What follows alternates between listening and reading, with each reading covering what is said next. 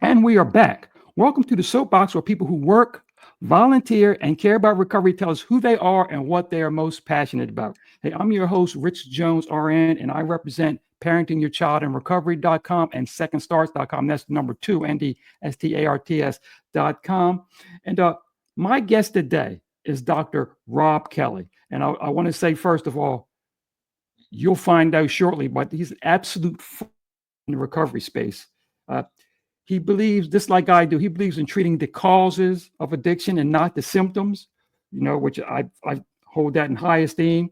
As far as me introducing you by his accolades or his contributions, they're too numerous right now. We'll get into that maybe in the show notes. There's too much of that. Okay. And the last thing I want to say is what I appreciate about you is you're not cliche.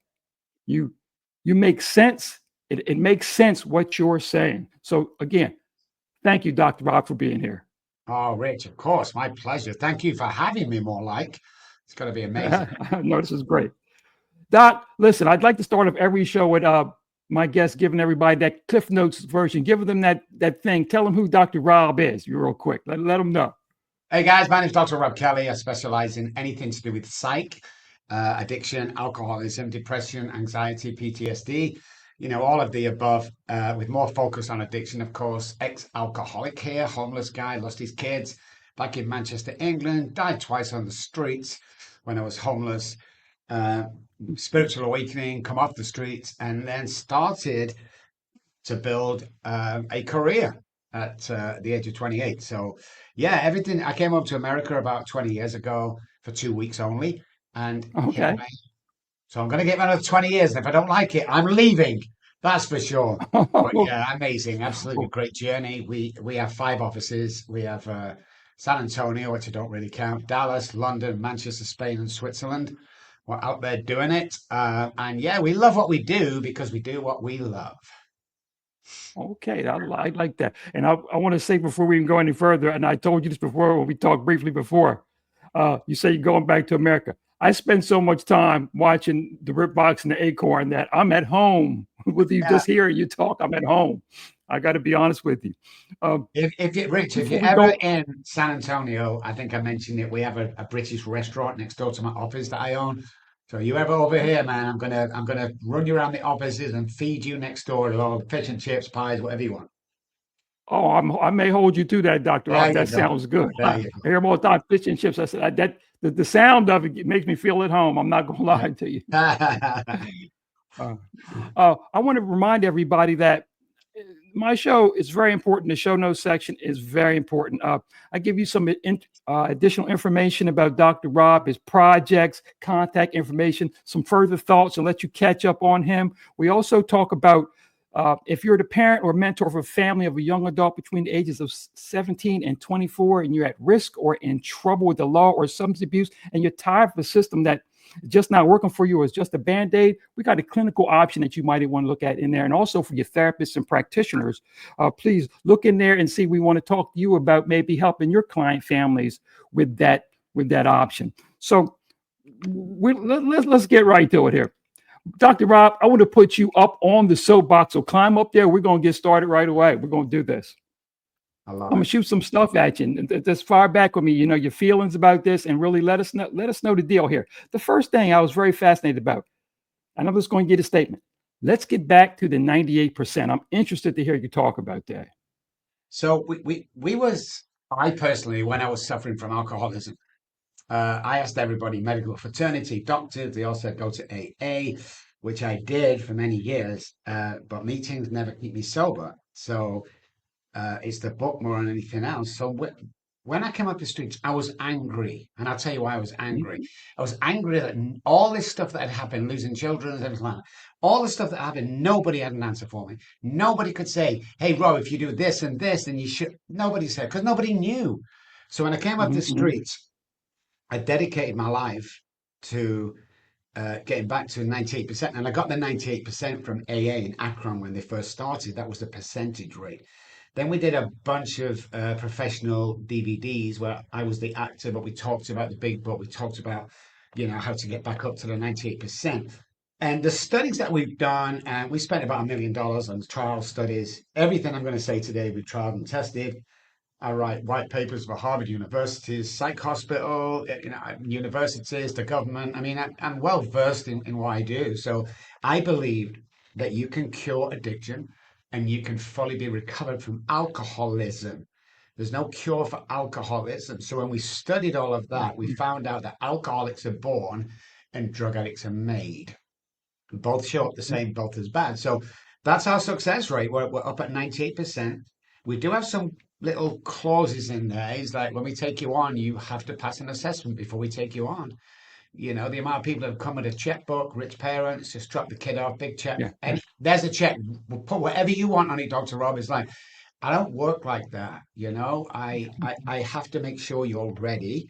And then parents or wife or husband of the patient has to come on board for 2 days a week. If they don't, then we can't take the patient. And what we found is when the family take part in the recovery, and I don't mean meet once a month and bash their husband, I mean properly do their work on the PTSD and the childhood trauma they're suffering from, just by bringing them both on board to do their own work, the success rate goes up by 42% alone.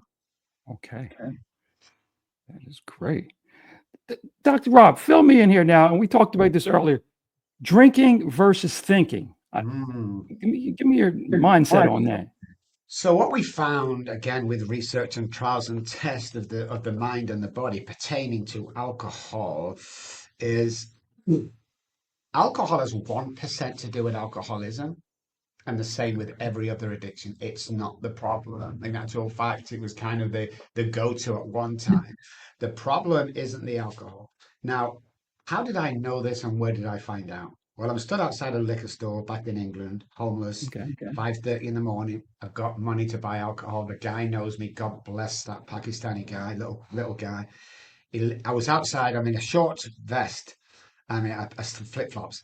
It's snowing and I'm sweating profusely. And I can't keep my hands still. I know quite well in the next 30, 40 minutes, if I don't get alcohol or an emergency room, there's a good chance of me dying. I've been there before. I know this feeling. The guy lets me in, closes the door, locks it because he's not allowed to serve alcohol till 10 a.m. But he knows that I'm really bad. For whatever reason, on this day, I give the £5 or £10, and he put the bottle of vodka on the counter, and this is what I did. Hey man, headaches went, sweats went, shaking went, great mood instantly. I remember, and it will all stick in my mind. I looked at the bottle, I looked back at the shopkeeper, I looked back at the bottle, I went, holy crap, it's not the alcohol. You see, the thought of the alcohol calmed everything. When we've done further tests of taking people when they're gonna relapse, close friends and families, either to a drug dealer or the liquor store, we said we'd pay for everything. Don't call us unless you're serious about this. And so we'd wire them up, head and chest, and we found out picking them up, driving into the liquor store, back in the car, back home, and dropping them off. The most intoxicating part of all of that was the drive to the liquor store. So we know it's not about the alcohol. Right. Okay. So it's about our thinking. Our thinking Exactly. is distorted. And when I say distorted, alcoholics are born because we have 3 different parts of the brain that differ to any other addiction or human being. Hypothalamus. So the hypothalamus is our survival part of the brain. From birth, it tells the human being you have to drink water and eat food to survive. That is it. It's our primary source of staying alive. During the alcoholic's journey, the hypothalamus is damaged from birth. And what happens is it hijacks the brain at a point in the alcoholic's career.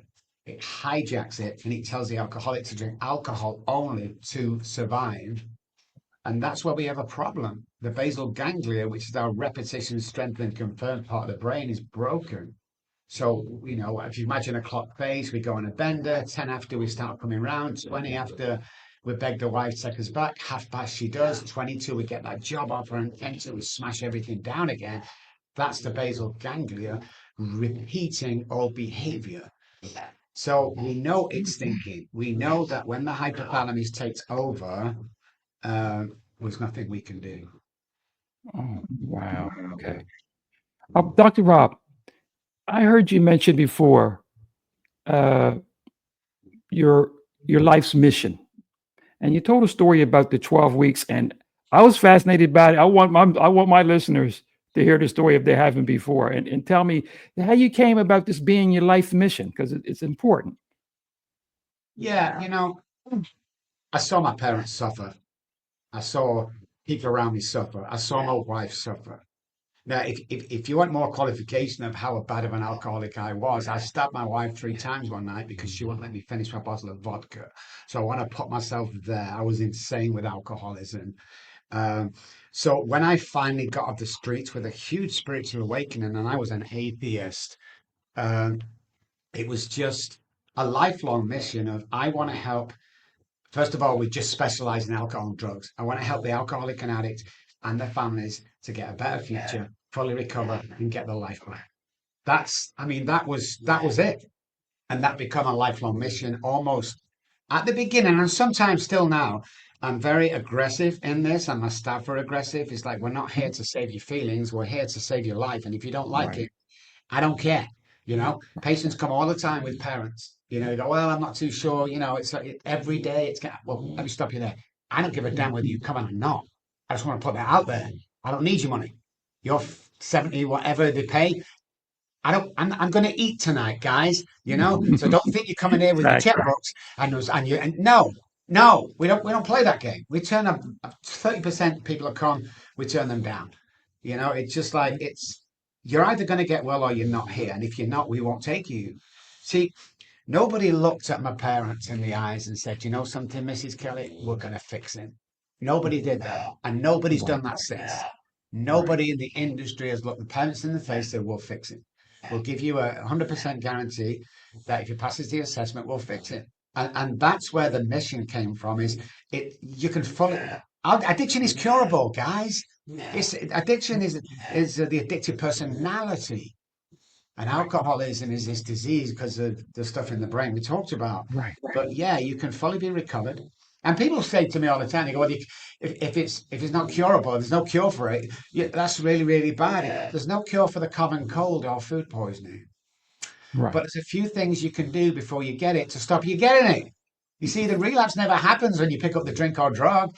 The relapse happens a week before when you start going skewy, that he's a pain in the backside. I don't like her. Look at this purple pen. Why do they always give me purple pen? There's your Right. relapse. So the understanding and the mission to get is we have something that not a lot of people have is we'll guarantee that you can recover from this. Okay. That's fascinating, but it makes so much sense.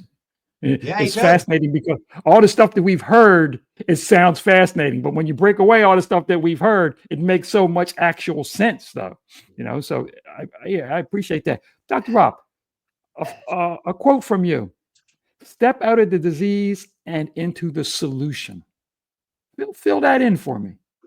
Well, the disease obviously is alcoholism, and addiction does show kind of the same. So, but addiction. So most people stay in their addiction without even um, when they stop drinking. They stay Right. in their addiction full time, and what happens is they don't fully recover. You see, again, it's not about the alcohol. So why don't you step over to the solution? There's no relapses in the solution. There's no mundane lifestyle in the solution. The solution is purely to get you to the better side of life and carry on and make something of yourself instead of sitting in that solution. I've seen alcoholics and drug addicts not get sober for a year, but they're still attached to that. Okay. Wow, that very, very good. All right, take a break real quick here. I just want to remind everybody that show notes section is going to be very important to this show. I'm going to have some additional information and let you know about Dr. Robb's projects, how to contact him, and give you some information that you can get to him and find out the true thoughts about what he has. And I think you're going to find it very interesting. And for some people, absolutely life-saving. That's our whole point here. We're going to definitely, this is the life-saving ripple, and you've had many of them, but I want to join you with one of them. Okay. All right. And furthermore, if you are the parent, mentor, or family member of a young adult between the ages of 24 at risk or in trouble with the law or substance use, and you're tired of a system that's not working or is just a band-aid, look in this show notes information, and we can put you on the path to a non-clinical solution for just use in that situation. Also, therapists, counselors who want to know more about that and how we can help your client families, we can work together. Looking at show note section. Dr. Robb, talk to me about some of the projects that you've got going on. I'm particularly interested in the book, and I'm particularly interested in the 9D breath work. I find that fascinating. Yeah. So again, let's talk about the book real quick because Okay. it's called Daddy, Daddy, Please Stop Drinking. It's the last thing my 3-year-old said to me when the police and authorities took them off me because I was in a stupor with alcohol for 2 days. They didn't get changed. They didn't get fed. Uh, Three things she said to me. She's walking down the path with mommy. Police are there, authorities, child protection. And she said, Daddy, Daddy, please don't go. And further down the path, she turned around again and said, Daddy, Daddy, please get better. And as they got to the gate, she turned around the last time and says, Daddy, Daddy, please stop drinking. And I couldn't do it. I couldn't do it. I Mhm. tried everything, man. So estranged for 30 years. And 4 years ago, we get a ping on the messenger in the middle of the night. And I'm a concierge doctor, which means I only take care of 4 patients at one time. My staff take care of hundreds, but I'm the main 4 that I take care of. So I've got to get the phone. Can't ignore it. So I get the phone. I look through the eye and you just walk over, trying to, and it was my daughter. We call her Charlie, Charlotte, my daughter. And she says, Hey, Dad. She called me Dad. She called me Dad, man. After, after 30 Wow. years, she called me Dad. So, which I still have on my wall printed. I need to see you, Dad. I don't believe what everyone's telling me. It's time. No more pain. I have something to show you. I need to tell you something. So we're on a plane within 4 or 5 hours heading there. We stayed in a hotel overnight. And the next morning we went there. And I couldn't knock on the door. I was so Mm. scared. I was crying. My wife was holding me. I just was such a disappointment to this child. Uh, but I'd been doing all this work. Right? I'd gone broke helping people for free. My apartment was foreclosed on because I was helping people for free. It's Mhm. big with me doing that. She opened the door. We hugged, we cried, we laughed. What seemed like 10 hours was probably 20 seconds. And Okay. then she grabbed my hand and she walked me through her house into her living room. And she handed me my 3-month-old granddaughter. Oh. And right there and then, I knew that this was it.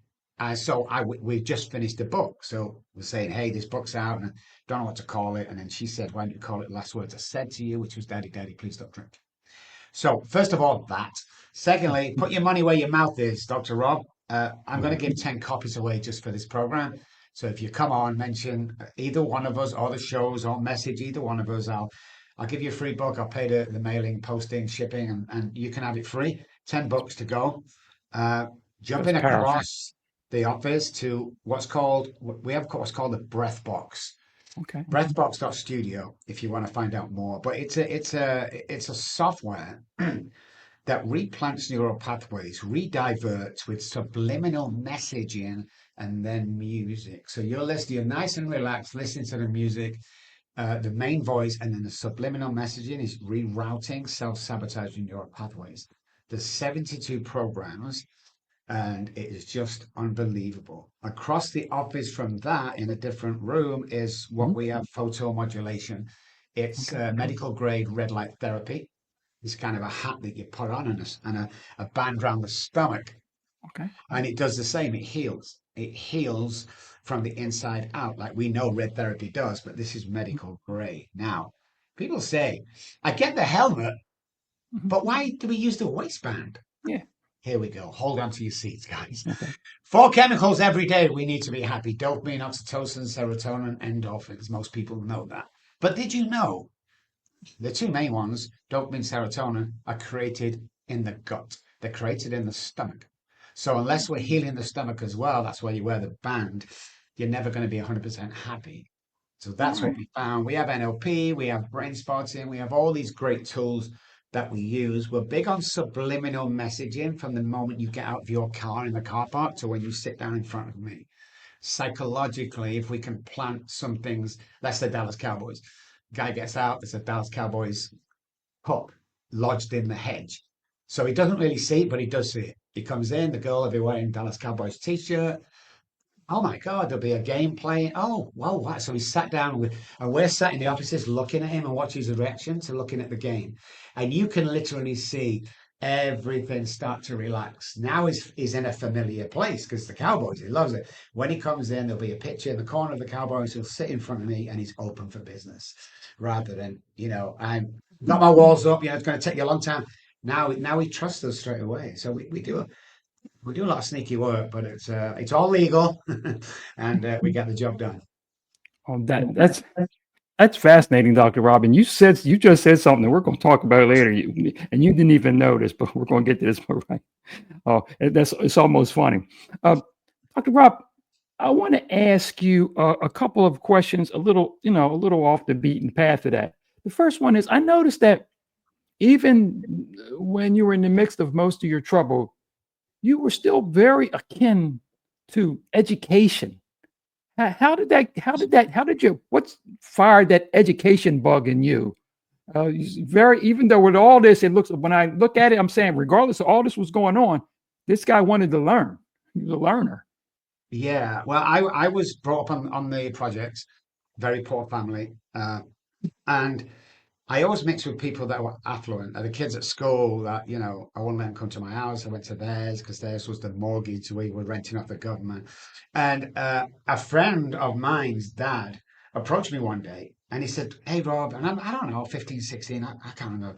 "You play the organ, yeah?" I said, "I play everything. I'm a pro musician." So he said, "You ever heard of a Freemason?" I said, "Oh, yeah. It's very secretive in England." "Yeah, I've heard of Right. it, yeah." Well, our organist for this 150th anniversary in the middle of Manchester's lodge has passed away. And we don't have another organist. And we can't find one for love or money because all these guys are in the 50s, 60s, 70s. Would you come in and play?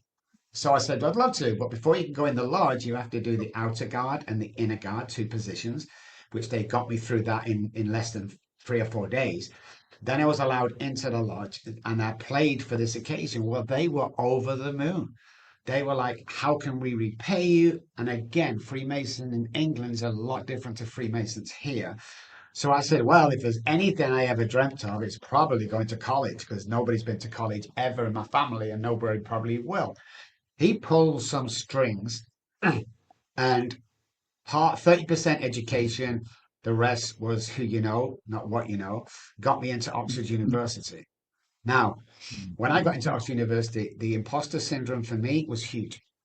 I Okay. was out. I felt out. I didn't belong there. I always remember Rich sitting down for um, the first lunch. So we sat down for the first lunch, and there was like 7 knives and 7 forks and 3 spoons and a tiny fork, and I freaked out. I've never seen anything like this before. That's when I learned to watch before you do anything. Look around, follow the other guys, you'll fit in. So when I graduated there with a PhD in psychology, I was also working at Abbey Road as a session bass player. That's what paid the money to go through. I decided to try and learn as much as I can. So I did. When I brought my theories and practices to America 20 years ago, I changed my licenses over to Texas, and within 6 or 7 months, they stripped me of my licenses, saying that I was harming people and my methods were crazy. There's no such thing as changing the brain. We know the brain is hardwired, and the stuff we know today. And so Right. I fought for it back, and within like 9 months, we got it back. And then my philosophy is here's my education, but no one's going to believe me unless I start really, putting the diplomas behind me. So that's what I did. And I've passed so many diplomas and stuff like that that it kind of qualifies this what was once crazy theory of this is how we recover fully. And that's what it was. Yeah. And you moved right into another subject that I was going to ask, and I was curious about it too. The music part. You said a couple of things about that. How did music start in your life? How did you get hooked up into that? I mean, what started music off in your life? I'm Well, I curious come about from a that. musical family. My auntie and uncle played the clubs and bars every weekend. And I got my first bass guitar at the age of 3. And again, I'm either all or I'm nothing. I'm not doing anything hard. So I'm walking around with this guitar around my neck almost 24 hours a day. My mum used to say you were in the bath with the guitar, on the restroom with the guitar. So by the age of 9, my auntie and uncle said, you're good enough to come and play with us in the clubs and pubs. So most of the times they snuck me in through the back door because it was supposed to be over 18s. But I started to play with them. And then after that, I created my own bands like you do when you're young, and we're touring Yeah, yeah. England and we're doing some great stuff, you know. And then one day, well, let's go back to the first or second gig. I'm on stage in Liverpool, where the Beatles Mhm. come from. The curtain opened, and there were so many people I froze. And my uncle kept nudging me, going, play. So after the first 20 minutes we played, we go off, we go back again for 45 minutes. But in the interim, my uncle said, drink this. And he gave me a beer.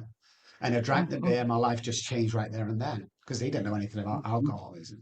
So the Right. confidence I got from that, uh, alcohol became my best friend. So as the years go by, I go through school. And then my 4th or 5th year in high school, um, a very good musician friend of mine said, hey, I have a session at the studio. Can you cover for me? And I'm like, what session music? What's that? Give you a couple of pieces of music, you play it, they pay you, you leave. I'm like, oh, okay, I can do that. So I turned up at this, what's called Strawberry Studios, which was 10cc studio back in the day in Stockport. Okay. And I went in and I sat down, got all my stuff out, got the headphones on, and the guy come out. Said, hey, Rob, thank you for stepping in. He put 1, 2, 3 sheets of music in front of me, and he said, I'm going to give you a click track. Can you play these after the first one stopped? So click, I played it right through. Can read music. Second one, da, da, da. Third one. I bet it was 15 minutes work. And then you come in, you give me an envelope and say, thank you so much, man. If you ever want work again, let me know. Now, when I open that envelope outside, that envelope, it had more money in than probably 6 months of gigging, 6 months of traveling, 6 months of getting over at 2 a.m. And I was like, what? They pay me this? So I became a studio musician and I finally worked my way to Abbey Road, where all the Wow. famous people. So I've actually played with Elton John, Bowie, Queen, all them great guys back in the 80s, 90s. And that's what I put them through college, you know. And I have a music room in the house. We do music therapy. I'm one of them guys that, so me and my brother are different. My brother can build a house, no training. Okay. He can build a conservatory. He can build tape. I can't do that. I have no idea how to Okay. paint. I'm going to mess it up. Talk about Okay. changing something in the car like a spark plug. No idea. But music, I can play any instrument. And somebody gave me a set of bagpipes once and bet, this is about 15 years ago, that within 5 minutes you can't play a tune. And I put £100 on it. And I got a tune after, like, I don't know, 2 or 3 minutes. I played a tune on it. It's just people go, how do you do that? How do you? And I go, how do you not? I don't get it. So I had that musical gene, so that's how I got in. And you know, music was my go-to for a lot of time in early recovery. The sad songs, the good songs. You know, I'm just Mhm. intrigued by chord progressions and. You know, it's just yeah, that's how I got in, and I don't play anymore professionally. But I do. I have a couple of guitars in the office at all Okay. times, and I pick it up. So yeah. Dr. Robb, this must be some type of omen because I am well, I want to use the term wannabe musician. In other words, I Ah, have a bass guitar. About no way. 5 or 6 years ago, no lie, I said to me, I want to play the bass guitar. I just want to. Wow. It just popped into my head. And it really never was musically inclined before, but I got one, took a couple of lessons, but not many. So now it sits in the corner. Hey, I told the other guys, every 3 months, I relearn the scales, but that's Yeah. all I ever do. Yeah. So Yeah. I was fascinated. I wanted to ask you about that because I find that fascinating. So we're brothers again in another manner. Yeah. You the big brother definitely in that one. But uh, this is the last thing I ask before we move on. Football. I laugh about that, and I wanted to ask Dr. Robb. I want to ask them. Now you mentioned before because this is all coming together. You mentioned before just in your story about the Dallas Cowboys. Yeah. Well, I'm a person who has loved the Dallas Cowboys ever since he was a little fella, and is I tell my wife it is my greatest uh, source of joy and my greatest source of misery. Yes. all wrapped up into one. I want to know for Yes. you, Manchester United, is that the same feeling that you have to go through? Do you have to struggle through the misery that I do, regardless of how well things are going, how poor? It's always an exercise in misery and joy. Well, back in the day, United was winning everything and they were great and stuff like that. So not so much, but now they've gone, obviously, they're useless right now. But yeah, the Cowboys is just, I work for the Cowboys. I did some work for a couple of players there, and I got to know Okay. the managers and the line coaches. And they actually, when the new stadium opened, they picked me up. I took a patient with me actually, and they were playing the Miami Dolphins. And they took me down there, and it was a great game. But yeah, it's kind of, it's almost a joke, I'm sure, in Dallas, where, this is our year kind of thing. Yeah, yeah. But when I first came over, I got all the English channels. I was watching, get up at 5 a.m. and watch the game or something. But now I don't get up anymore. But you try your best to not get me to watch the Cowboys, and I will give you what's for. It's like I have to watch it every single time they're on. I love them. First game's good, and all of a sudden we're thinking Super Bowl straight away. Look, we're looking good. Zach's looking amazing, and all of a sudden, boom, 3 losses. And then we play, always looking, it's just crazy, man. Dr. Robb, me and you have not, we did not talk about this before. So No, I'm amazed about that. We did not even discuss this before, but I just wanted to hit on that and come to find out that that's amazing. That is great. Okay. Dr. Robb, before I get out of here, I want to one more time go through and remind everybody that the show notes section is going to be extremely important for this show. More information about Dr. Robb, some of the things he's talked about, how you can get in touch. Dr. Robb, before we even say that, I want to ask you a real quick question.